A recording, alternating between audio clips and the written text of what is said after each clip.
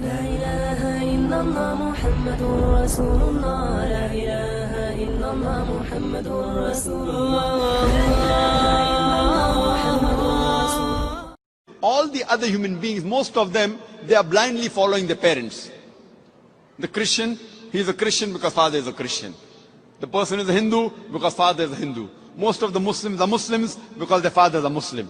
This atheist is thinking his father, his parents may be religious, but he does not believe in the gods which his parents worship. Most of the atheists, we realize, have become atheists because they believe in science and technology. These people think that science is advanced so much, we don't require any scripture, we don't require any religion, etc. The first question I ask to the atheist is that suppose there is an equipment, there is a machinery which no one in the world has ever seen before. If it's brought in front of you, if it's brought in front of the atheist, and if we ask the question to him that who will be the first person who will be able to tell you the mechanism of this machinery or this object, what can be his reply?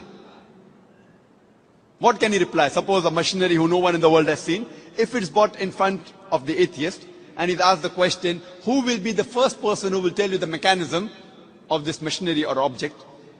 The reply the atheist will give you is the first person who will tell you the mechanism is the manufacturer.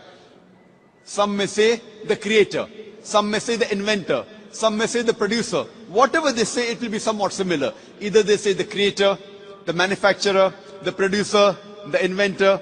It will be somewhat similar. Just keep it at the back of your mind. Then ask him the next question.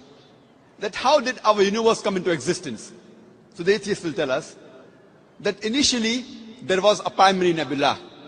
Then there was a big bang. There was a secondary separation which gave rise to galaxies, the sun, the moon, and the earth on which we live. This we call as a big bang. When did you come to know about this creation of the universe? So he will tell you about 30-40 years back, the scientists that discovered this. You ask him the question, but what you're talking about the Big Bang is already mentioned in the Quran, in Surah Anbiya, chapter number 21, verse number 30, which says, Avalam yaral lazina kafaru. Do not the unbelievers see anna samawati wal arda kanat ratkan fataqnahuma, that the heavens and the earth were joined together and we clove them asunder. What you're talking about the Big Bang is already mentioned in the Quran 1400 years ago. Who could have mentioned that? So the atheist will say, maybe it's a fluke. No problem. Don't argue with him. You continue. The light of the moon, is it its own light or reflected light? So the atheist will tell us that previously we thought the moon has its own light.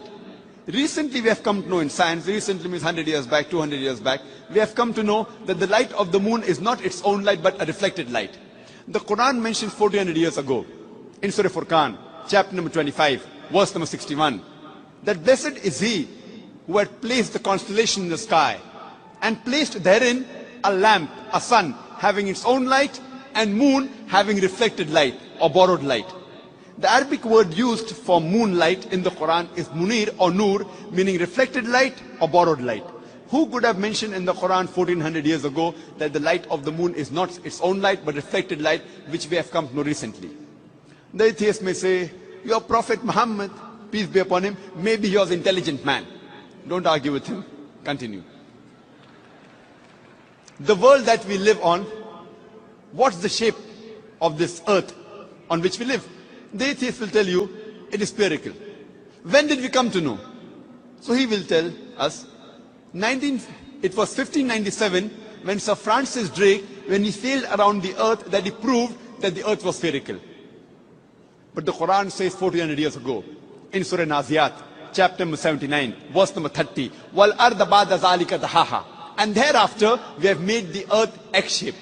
The Arabic word dahaha, one of its meaning is the earth is an expanse. The other meaning is derived from the Arabic word duya, which means an egg. And it doesn't refer to a normal egg. It refers to the egg of an ostrich. And we know the world is not completely round like a ball, but it is geospherical in shape. It is starting from the pole. And if you analyze the shape of the egg of an ostrich, that too is geospherical in shape. Who could have mentioned 1400 years ago that the shape of the earth is geospherical? Again, the atheist may say, your prophet, maybe he's super intelligent. Don't argue with him. You can continue. When I was in school, I had learned that the sun was stationary. It revolved, but did not rotate about its own axis. So the atheist will say, is that mentioned in the Quran? I say, no, that is what I learned in school. When I passed my school in 1982, approximately 12 years back, I had learned the sun was stationary, did not rotate about its own axis.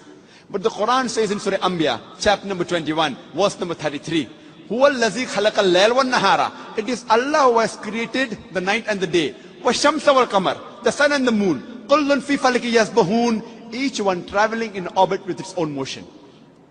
So the Quran says that besides the sun revolving, it even rotates about its own axis. Who could have mentioned this in the Quran 1400 years ago? And the atheist will be silent. There will be a long pause. Don't wait for the reply. You can keep on continuing.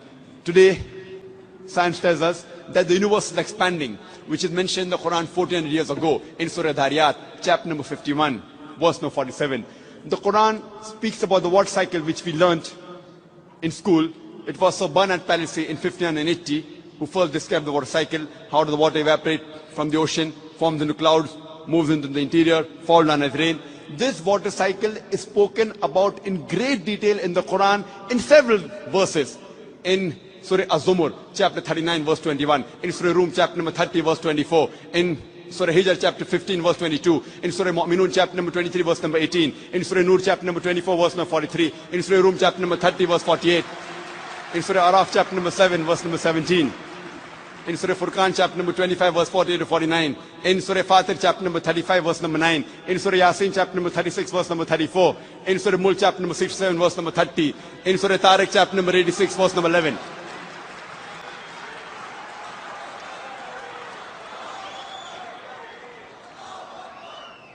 There are hundreds of verses in the Quran which only speak about the water cycle, which science has discovered recently.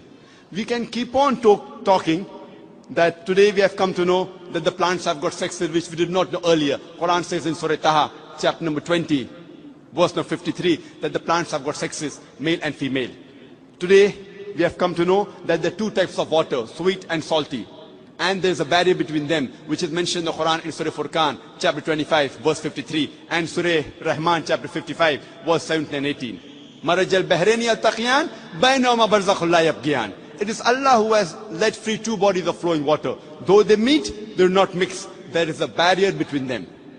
Today science tells us that it is the mountains which prevent the earth from shaking, which is mentioned in the Quran 1400 years ago in Surah Naba, chapter number 78, verse number 6 and 7. The Quran speaks about biology, that we have created every living creature from water, every living thing. In Surah Anbiya, chapter 21, verse number 30, Quran mentions this 1400 years ago. The Quran speaks about zoology, about the lifestyle of the spider in Surah Ankabut, chapter 29, verse 41. About the ant in Surah Namal, chapter 27, verse 17 to 18. About the bee in Surah Nahl, chapter number 16, verse 66, 68, 69. The Quran speaks about embryology in Surah Alaq, chapter 96, verse number 1 and 2. We have created the human being from alaqa, a leech-like substance, which we have come to know recently.